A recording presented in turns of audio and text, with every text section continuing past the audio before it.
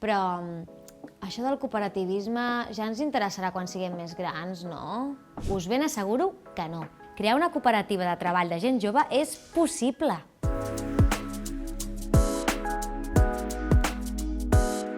Quan sortiu de l'institut o de la universitat us trobareu amb el meravellós món del mercat laboral.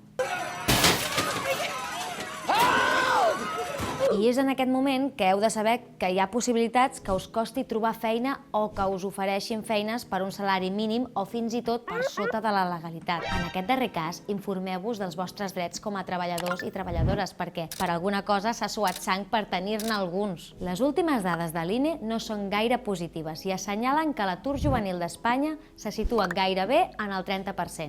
Això significa que pràcticament una de cada 3 persones joves que busca feina no la troba. No obstant això, heu de saber que la cerca d'ocupació o el treball per compte d'altri no és l'única opció que hi ha. També podeu crear la vostra pròpia empresa i podeu fer-ho en companyia dels vostres amics i, a més, en una empresa basada en valors com és la nostra amiga, la ja coneguda, cooperativa de treball. Si avui dia no hi ha massa cooperatives de treball de gent jove és, en part, pel gran desconeixement sobre l'existència d'aquesta altra manera d'emprendre. I no obstant això, existeixen iniciatives de gent jove molt exitoses. Tan exitoses que els seus membres ja no són tan joves perquè els anys han passat i les seves sòcies continuen sent cooperativistes. Coneguem, per exemple, el cas de la cooperativa Lucky, una productora audiovisual que van crear 3 joves de 24 anys en sortir de la Universitat Autònoma de Barcelona. Hola, som Lucky Produccions, som una cooperativa que ens dediquem a la producció de vídeo a Barcelona. Ens vam constituir com a cooperativa quan teníem 24 anys, érem 3 persones que havíem estudiat juntes a la Universitat Autònoma de Barcelona,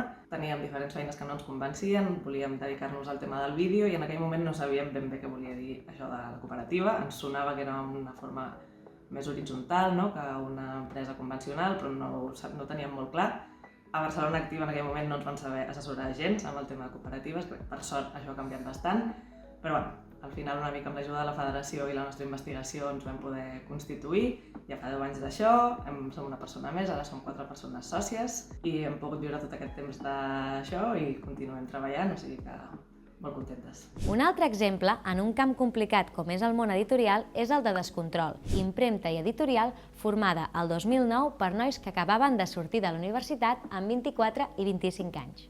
Descontrol Editorial i Impremta som un projecte fundat el 2009. Al principi van ser 2 persones que acaben de sortir de la universitat amb 24 i 25 anys i ràpidament es va formar una altra persona amb 21. Al cap de poc també es va incorporar un altre amb 30 anys.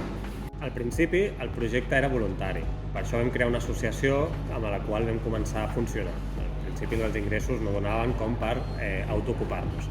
Al cap d'un temps, quan ja el projecte havia crescut en envergadura, ens vam incorporar a la Cooperativa Integral Catalana, que ens donava una cobertura legal com per fer una certa part d'autoocupació, que evidentment era precària, però que sí que ens permetia començar a desenvolupar-nos. Finalment, al cap dels anys, vam aconseguir constituir la Cooperativa de Treball Associat. Després ja es van incorporar 2 persones més de 27 anys i a poc hem anat incorporant alguna persona més fins a arribar a l'equip actual, que són 8 persones. Actualment, entre la persona més gran i la més jove hi ha uns 15 anys de distància.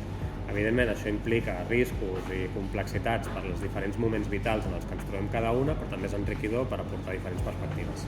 Creiem que el nostre projecte de moment està sent exitós gràcies a la nostra base social, perquè ens inscrivim dintre d'un moviment, i al nostre treball horitzontal i en xarxa, que implica que no hi ha ningú per sobre ni ningú per sota i totes les decisions les prenem entre totes, amb la qual cosa totes som igualment responsables de que això vagi a bon port. Aquests no són els únics exemples de cooperatives que van iniciar gent jove. A internet podreu trobar un munt d'iniciatives que han tingut èxit a tot el món. Hi ha molts llocs on podeu demanar ajuda. Per demanar assessorament podeu accedir a la web de la Federació de Cooperatives de Catalunya on us ajudaran gratuïtament. I estigueu atentes a la web de la Generalitat i la del Servei Públic Estatal on acostumen a sortir subvencions per a gent jove que vol crear cooperatives. Espero haver-vos animat i que sortiu al món laboral amb una mica més d'il·lusió.